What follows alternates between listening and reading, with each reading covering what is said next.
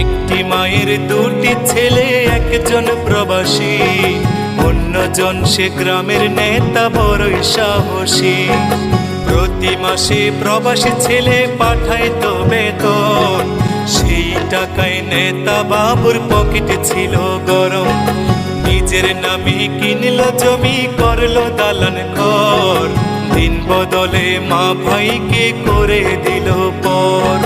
প্রবাসী ছেলে মাকে দিল ছোট্ট টিনের ঘর, সেই ঘরেতে মা জননী থাকবে জনমভর।